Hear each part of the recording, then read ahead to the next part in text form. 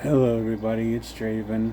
It's been a while, and I haven't made videos very much, but I did have an idea about the 2nd of September for a new tag video for Samhain. I made one a couple of years ago, and I had fun making it, so I figured I would approach somebody to collab with me on it this year. So I've reached out to Amber at WitchesintotheVoid, and she channeled something for this tag. And it was so good that I did not dare to try to change it. It is 13 questions. Some of them are multiple parts. And with sitting on it for most all of September, I feel that this is a very initiatory journey, and it is one that I've put a lot of thought into. And over the past several years, there is a goddess that has been lurking around kind of in the peripheral of everything I've been doing. I have not formally worked with her, but I've always thought very highly of her, spoken kindly of her, spoken highly of her, and recommended other people work with her. But within the last several days, the Norse goddess Hel has finally told me it's time, and I want you to work with me. I have something for you to do. I don't know what that is yet, but I've said yes, of course I'll work with you. And so this is part of that initiatory process. I invite you all to come along with me on this journey. There will be cuts in and out because this is a in-depth tag, and I am going to need to repeatedly look at the screen, and well, I can't see for shit. So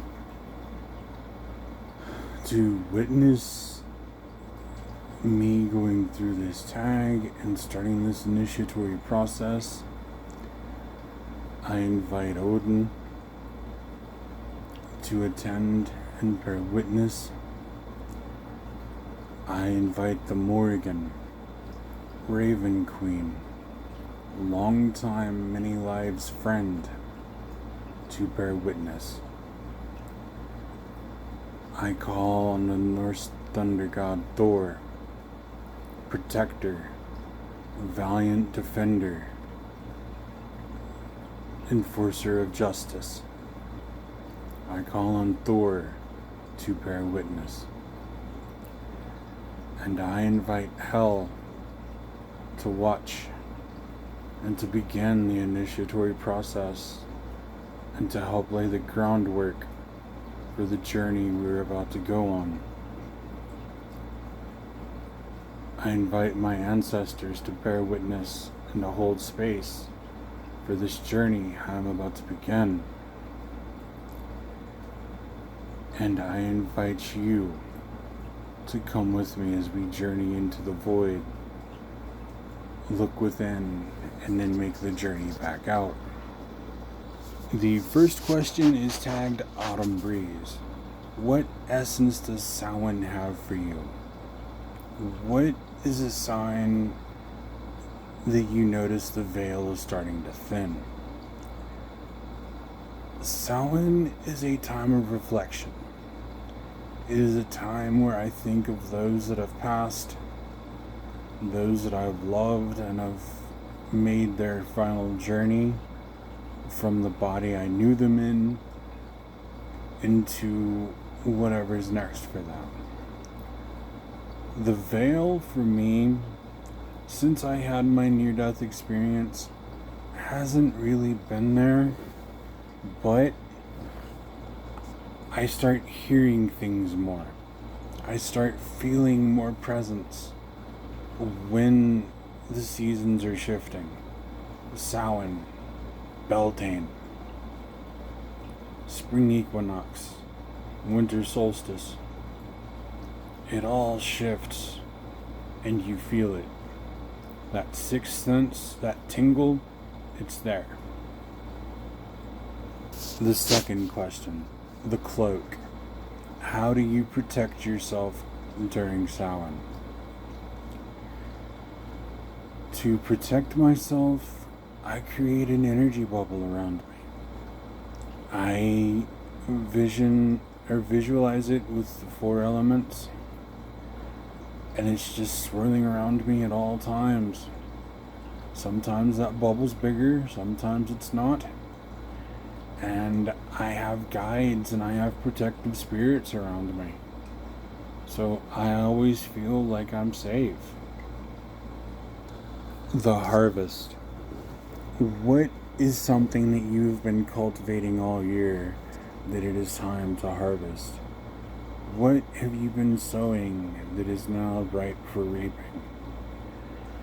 This year, I've done a lot of internal work, working on just being Draven, being Michael.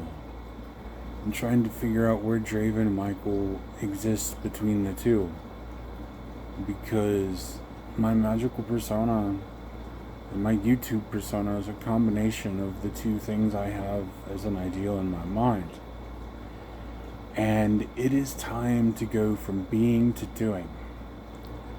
There are several things I need to get going on, and there are things I need to kick into another gear on.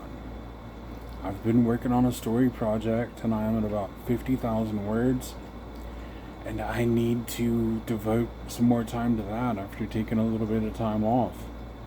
It's only about a week or so, but I have an idea and I know where I want to take it. And my magical practice. There are steps I need to take and things I need to be doing and growing that I haven't really been pushing. It's time to push. Question 4, the Hearth. What energies are you looking to invite into your home? Or what energies are in your home? Feel free to share any paranormal experiences you may be having. Honestly, the energies around here are always changing. The weather is this weird mix of chaos that you can only really get in Florida and a few other places in the south. So that's going to bring with it different chaotic and changing energies as it comes. And the spiritual activity ebbs and flows down here hard. Sometimes it will be very active and you feel like there's something looking at you through the woods. And sometimes that something is just, oh, hey, cool, a human being. They seem okay. And then other times you just get that vibe where it's like, it's a human being. I do not like them and I need them to run. And sometimes they do run, and other times they turn around and figure out how to banish you. There's been a few situations where that's had to happen, but normally when I encounter some more aggressive energy around the place, I cleanse the space somehow and I set up new wards. I have a friend that is in another state that helps me with that, and it's kind of became a regular thing. Question 5. Candlelight. What spirit do you wish to sit in silence with on this Samhain? Well, every Samhain since he has passed, my wife and I do a small ritual for my father. Anyone that ever met him in life will know that he had a massive sweet tooth. I'm talking huge sweet tooth. Like 20 ounce of Coke, moon pies, zebra cakes. So we'll get a 20 ounce of Coke, a thing of zebra cakes, and sit and talk about them. And the last 2 years, wow, it really has been 2 years, but we have sat and talked about my father and other members of our families that have passed, So it's became a ritual in part to commune with my father, and then to remember and talk about other members of our families that have gone on. But this year, I think I am open to sit with anybody that comes to mind at the time. I do know I want to spend some time actively, whether it's in silence or doing other spirit work or whatever the gods may want me to do. I feel like I need to do something with Hel and Odin. And of course, Morrigan's always going to have a bit of my time. And Thor, well, he's kind of given me an ongoing set of tasks that I try my best at. The mirror. What must you reflect upon? Death cycles, darkness and light. Shine some light on your alchemical process. So, this question is one that is kind of hard to answer because there's a lot of things that I've sat and reflected on. But this year, and my general practice, has been one of chasing curiosities. Maybe it's caused me to not get as much depth on certain things as I should, but I know a lot of little things about a lot of things, and I think from this Samhain to 2026 Samhain, I need to work on developing some depth in a couple of key areas. There are some things I'm picking back up just because it's felt like the time was right, and I've been led to do it, and I feel like I'm in the right place now.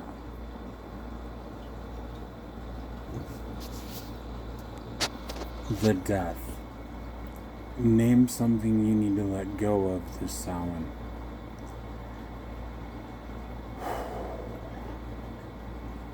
I have sat with this question for damn near a month now, and a realization has hit me in the last week, and it hit like a truck. I need to let go of caring. Not of caring for other people, but of caring about what other people's expectations for my life and what I am doing with my life, or what I am doing or saying, affect me. And that is their thoughts on me, but that is not me. And nobody has a complete picture. And I need to quit worrying about and caring about what other people have to think, especially when I do not talk to them or I do not hear from them. The void. Share any paranormal experience you may have had. Share any experience that stands out to you. This is where you speak your truth. I think I've mentioned this before in other videos, but I have been in the hospital several times from severe infections. And late January into February 2022, I was in the hospital for I was in the hospital for 12 days. During that 12-day span, I was very much on death's door. I was held back from crossing. I was in the waters between the worlds.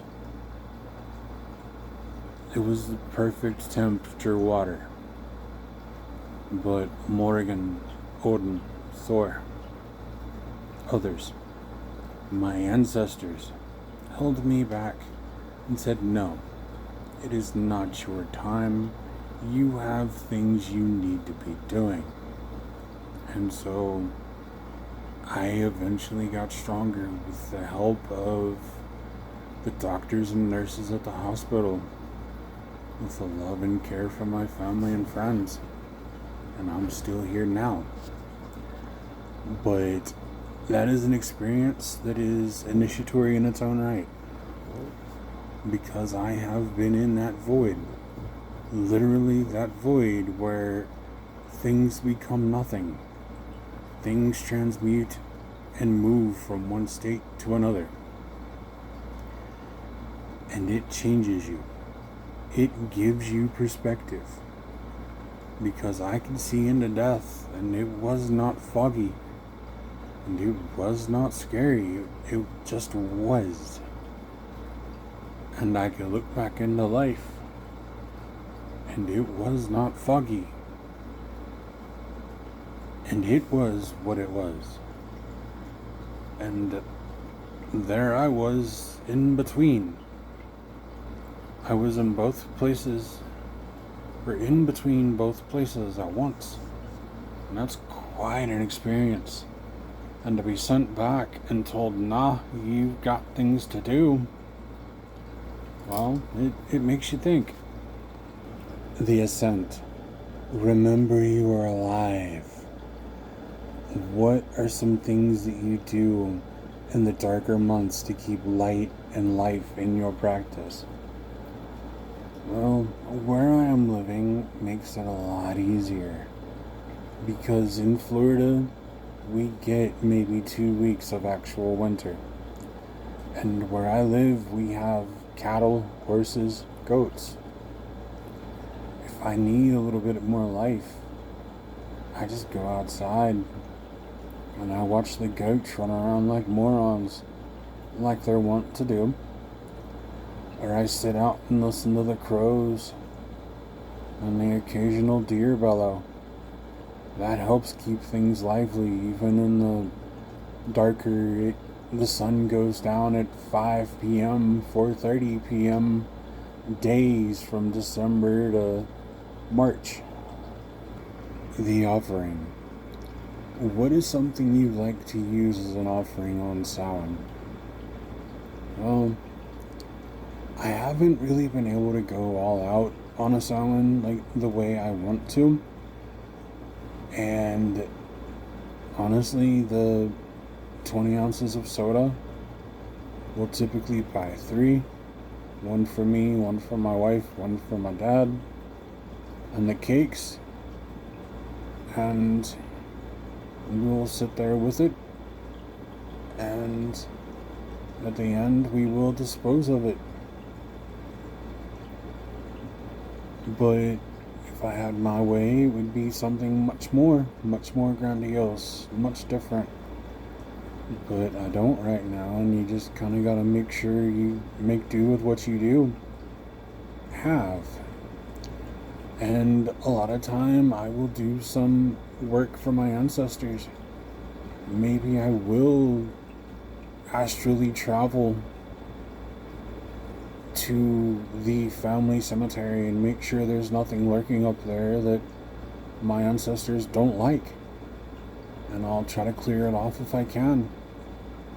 Or I'll communicate with my friend that still lives in that area and be like, hey, can you go check this out? There's some bullshit going on up on the hill. And they'll go see about it and tell me what they find, and then we'll do something to clear it out. The ancestors. Who or what do you connect with on Samhain? Well, it's been my father. And for a couple of years it was my great-great-grandfather George, whom I have never met. And he was gone by the time my dad was 9 years old, which was way before I was born. The bridge. How does the thinning of the veil affect your psychic senses? Honestly, my psychic senses have been sharpening all year. I've been hearing and I've been feeling and I've been intuiting things a lot more in 2025. And I feel like it's going to continue to just get sharper. I haven't really got enough data, so to speak, because I am growing, to compare like how it changes from, say, August to Samhain. Because every time around Samhain, I get a little bit sharper and then it'll go away. But this year's just been growth continuously in small little ways. So I may have to revisit this next year or 2-3 years down the line to give you an actual honest answer to this one. The liminal. What are you trying to integrate or take away this Samhain? Well, there are so many pieces of me, so many skills that are developing and I'm growing with.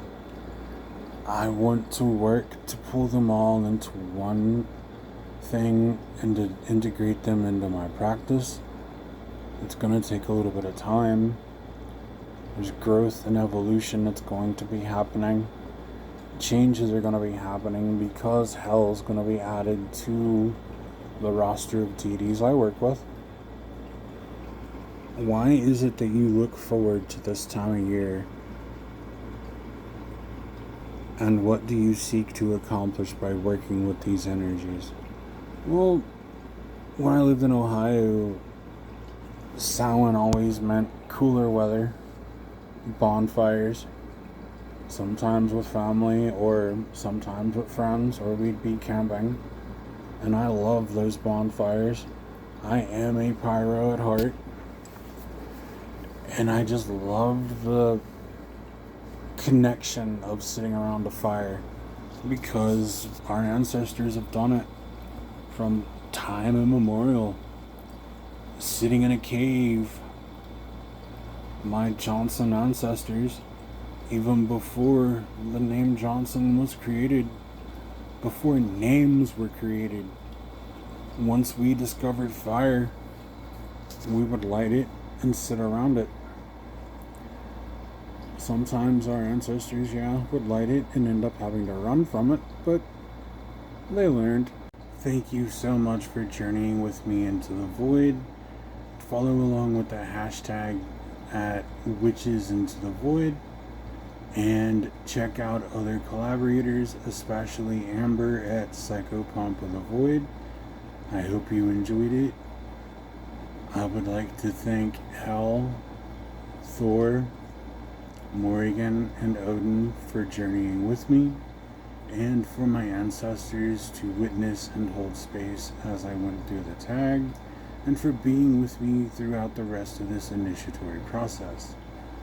Thanks for watching. I hope you have a great rest of your day, and a informative and deep Samhain season as you journey into the void and back out.